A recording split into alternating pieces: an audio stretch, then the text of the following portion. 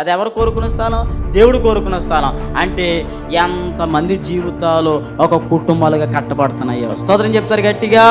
ఇదిగో పుట్టిన మొదలుకొని తన జీవితంలో కుంటివాడుకున్నాడు. అయితే ఆ మందిరం బయటే ఉన్నాడు.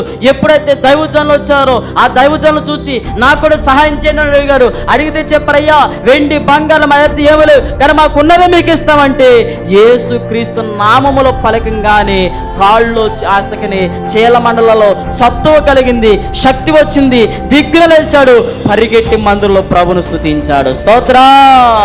దేవుని చిత్తమైతే దేవుడు మన ద్వారా చేయే ఈ ఘనమైన పనిలో ఎంతమంది రోగాల నుంచి దేవుడు విడిపించబోతున్నాడు. స్తోత్ర. సమాజ మందులో ఒక తల్లి వచ్చింది. ఆ తల్లికి చాలా సంవత్సరాల నుంచి నడువంగుపై బాధపడుతుంది, బలహీనపరచు దెయ్యం పట్టేసింది. యేసు ప్రభు మాట చెప్పి బాగు చేశాడు. ఈ పని ద్వారా ఎంతమంది జీవితాలు పట్టిన దురాత్మ కార్యాలను లయమైపోతున్నాయో. స్తోత్ర.